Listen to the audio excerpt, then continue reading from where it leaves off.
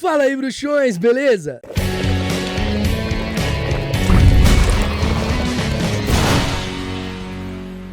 Tá chegando agora aqui no Caldeirão Furado, então ó, deixa de ser trouxa e se inscreva, ativa as notificações pra você ficar por dentro de tudo que rola por aqui e não esquece que você pode se tornar um membro aqui do Caldeirão Furado e assim ter acesso a benefícios exclusivos, como selos que vão ao lado do seu nome e emojis pra você usar nos comentários aqui dos episódios. Além disso, você também pode contribuir com as produções do Caldeirão Furado através do botão Valeu e assim o seu comentário fica em destaque entre os demais. Se você não consegue fazer essas coisas, não tem problema, é só você deixar o seu like, deixar o seu comentário. O seu comentário é muito importante. Coloca aqui embaixo o que você achou do episódio, comenta alguma opinião, alguma coisa, pode comentar, fica à vontade, o campo de comentários tá aí pra isso. E começamos aqui mais um episódio do Papo Furado, lembrando que se você quiser mandar sua pergunta, QR Code na tela ou link aqui na descrição. A nossa primeira pergunta é da Isadora Leal. Por que algumas pessoas não gostam do Dumbledore? Já vi vários vídeos na internet de pessoas falando que não gostam dele, mas nunca sei porquê. Adoro muito seu canal. Obrigado, Isadora. Bom, vamos começar que gosto acaba sendo relativo, né? Tem gente que acaba se identificando mais com um personagem do que outro, acaba gostando mais de um do que de outro, e isso, ok, é normal. É que muita gente acaba achando o Dumbledore um tanto quanto manipulador e não tão bonzinho quanto parece. Algumas pessoas enxergam a forma como ele lidou com toda a questão do Harry ali um tanto irresponsável e acha que ele poderia ter feito de uma forma melhor para o Harry, já que o Harry sofreu muito, né, várias coisas, enfim. Acredito que é mais por isso mesmo. A próxima pergunta é de Raflica. Como que se lê esse nome? Oi, tudo bom? Bom, e você? É possível bloquear o feitiço Omenum Revelio? Tipo, se a pessoa souber que alguém vai lançar esse feitiço e não quiser ser revelada, estando invisível com a capa ou feitiço ou só escondidas. Parabéns pelo canal, obrigado pelos vídeos. Muito obrigado pelo carinho. Eu não sei, eu acredito que se a pessoa for muito talentosa e usar um protego sem pronunciar e sem precisar se denunciar que está no local, eu acredito que dê pra defender. Mas não existe nenhuma menção disso na história de alguém se defendendo do Omenum Revelio, então a gente vai mais pela lógica aqui, então eu acredito que seja possível sim. A próxima pergunta é do Vitor ZM. Oi, Caco, tudo bem? Queria saber se um bruxo de múltiplas personalidades possui mais de um patrono ou forma animago. Cara, a pergunta é interessante, mas a gente não tem nenhum caso desse no mundo bruxo pra poder dar uma resposta certeira. Então, assim, sinceramente, eu não faço ideia. Eu não sei como funcionaria isso no mundo da magia, mas seria interessante pra caramba ver algum caso desse. Fala, Caco, tudo certo? Tudo certo, e você? Queria saber o que aconteceu com a casa no Largo Grimmauld após a Segunda Guerra Bruxa. Alguém continuou usando ela? Abraços. Outra pergunta que também é bem interessante, mas não se tem resposta. A gente não sabe o que aconteceu. Não tem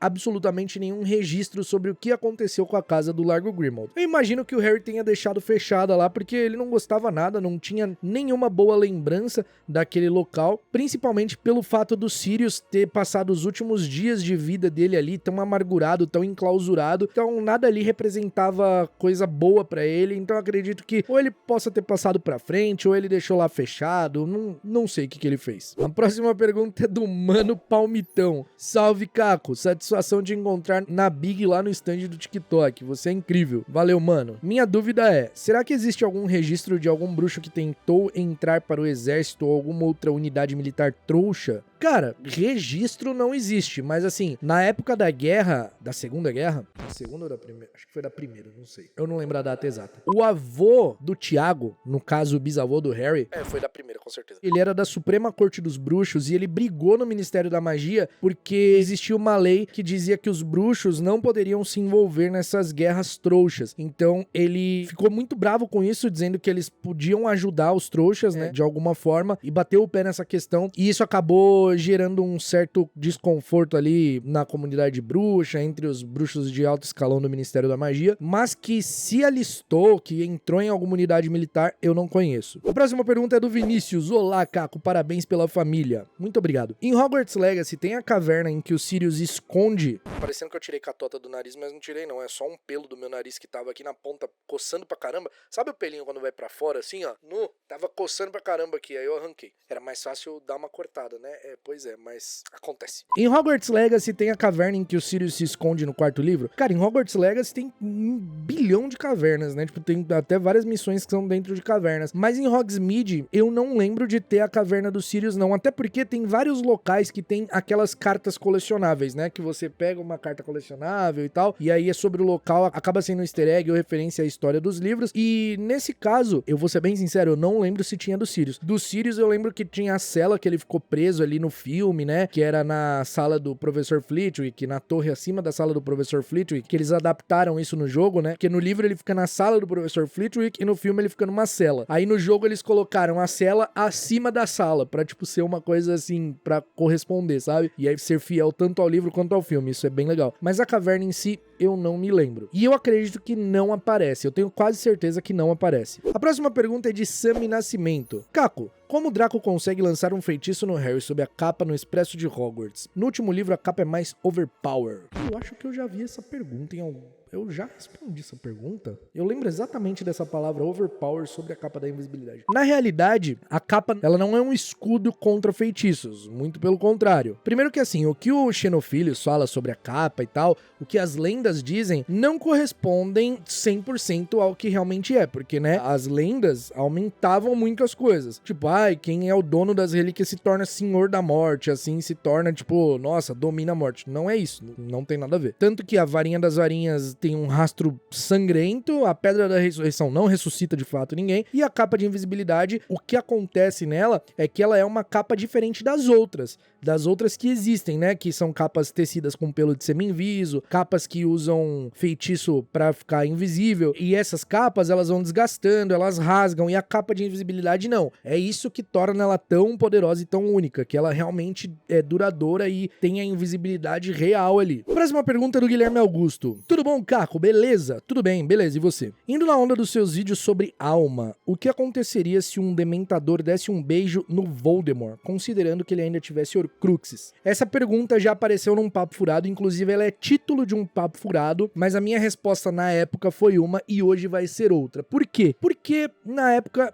eu respondi uma parada, não é que tá errado, é que a gente não tem resposta sobre isso. E na época, o meu pensamento sobre foi pra um lado, e hoje eu tenho um pensamento um pouco diferente. Na época eu achei que ia acontecer alguma coisa muito esquisita, muito atípica da magia, já que, né, o Voldemort tem as Horcruxes, e se o Dementador sugasse a alma dele, ia acontecer algo, tipo uma pane no sistema, um bug relacionado à magia. Na época foi mais ou menos isso a minha resposta, mas hoje em dia, analisando melhor assim o cenário, primeiro vamos estabelecer algumas coisas. O que aconteceria se um dementador sugasse a alma do Voldemort, mesmo ele tendo Horcruxes? Primeiro, é fundamental que um bruxo que faça Horcrux esteja vivo, né, e no caso tenha a sua alma, a parte da sua alma principal é a que tá no corpo dele, certo? Então quando o Voldemort é atacado e tem as Horcruxes, o seu corpo é destruído ali, o que acontece é que a parte da alma que tava nesse corpo, ela não segue, ela não vai pro além-vida, ela se mantém no mundo dos vivos num estado nem vivo nem morto, mas que mantém o Voldemort ali e dá a chance dele, né, fazer outro corpo e tal. Mas e se um dementador suga a alma que tá nesse corpo, o que aconteceria? O Voldemort seria capaz de retornar? Eu acredito que não, mesmo tendo as Horcruxes. Sabe por quê? Porque quando o dementador suga a alma, eu acredito que ela é um nutriente pro dementador. O que acontece com a comida quando a gente come? Tudo bem, vira bosta. No caso do dementador, ele absorve a alma. Aquela alma deixa de existir, ela virou uma comida pra ele. Então, o Voldemort depende daquela alma principal no corpo dele pra ele poder sobreviver com as Horcruxes. Se aquela alma principal não existe, se ela for destruída, aquelas outras Horcruxes não vão fazer diferença nenhuma, eu acredito. Porque muita gente também acaba caindo no erro de achar que, tipo, quando o Voldemort volta, uma Horcrux é usada. Tipo, ele, por exemplo, essa varinha é uma Horcrux, essa capinha de celular é uma Horcrux. Eu tenho essas duas. Eu morri aqui, fui morto, vou voltar, e aí eu vou usar uma Horcrux. Puf, essa Horcrux tá descartada, como uma carta de baralho. Não é assim que funciona. Ele volta, as Horcruxes continuam ali. As Horcruxes funcionam como âncoras. Elas continuam ali. Aí, à medida que elas são destruídas, ele é atacado mortalmente, ele não pode voltar. Mas se acontece direto o ataque do beijo do Dementador na alma do Voldemort, no corpo dele, que é a parte principal da alma, não tem como ele voltar. Não vai ter como ele voltar. Então, eu acredito que essa seja a resposta mais lógica pra essa pergunta. Mas e você, o que acha? A próxima pergunta é do Christian Fernandes. Caquito, como você está? Tô bem, e você? Queria saber, já que para se fazer uma Horcrux necessita-se de todo um ritual para além de matar alguém, por que o Harry virou uma Horcrux por acidente, sem ritual algum? Então, o que aconteceu ali naquela noite foi completamente atípico. O Voldemort, fez mais Horcruxes que qualquer bruxo já tenha tentado fazer. Aliás, o registro que tem de bruxo que fez Horcrux fez somente uma. Voldemort fez 7. Fazer uma já é uma coisa que deixa a alma toda ferrada. Imagina fazer 7. Então a alma do Voldemort tava toda fragmentada, tava parecendo uma paçoca. Aí ele mata os pais do Harry, e quando ele vai matar o Harry, o sacrifício da Lilian impede que isso aconteça e o corpo do Voldemort é destruído. Quando o corpo é destruído, a alma, no caso, tem que seguir pro além-vida, certo? Quando a pessoa morre, enfim. Só que no caso do Voldemort, pelo fato da alma dele estar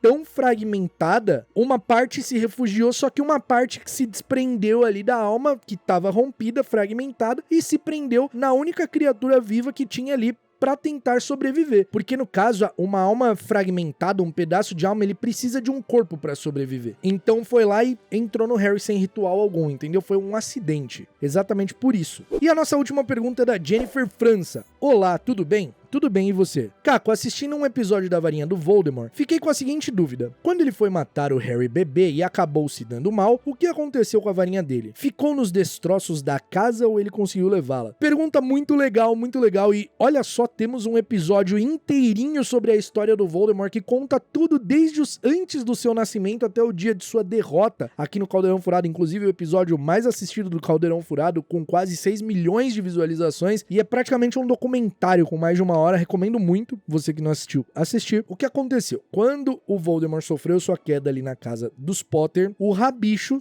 transformado foi lá e escondeu a varinha dele nos escombros, deixou completamente escondida. Aí depois, quando o Rabicho fugiu lá em 1994, nos acontecimentos de Prisioneiro de Azkaban, antes de retornar pro Voldemort, ele vai lá e pega a varinha do Voldemort na casa dos Potter e leva de volta ao seu mestre. Ele chega, olha só, guardei sua varinha esse tempo todo e blá blá blá. Tudo bem que o Voldemort ia saber que era mentira, mas só com o fato dele estar com a varinha do Voldemort ali, o Voldemort ia falar, nice, legal, tô aqui todo zoado, vou realmente precisar disso e não vou reclamar muito. Se bem que ele maltratava bem o Rabicho ali, né? Mas, pô, foi o único que voltou e que tornou possível o seu retorno. Foi assim que aconteceu. Então é isso, meus bruxos. Muito obrigado por você ter assistido até aqui. Se você gostou, não esquece de deixar o like, comenta aqui embaixo. A sua opinião é sempre muito bem-vinda, principalmente nos episódios de Papo Furado, porque muita coisa aqui que eu respondo é uma percepção que eu tenho. O que é oficial que tem resposta, a gente coloca a resposta oficial aqui. O que não tem, a gente só consegue tentar entender e tentar estabelecer alguma coisa. Então a sua opinião é muito válida, beleza? A gente se vê no próximo episódio do Caldeirão Furado e até lá, mal feito feito.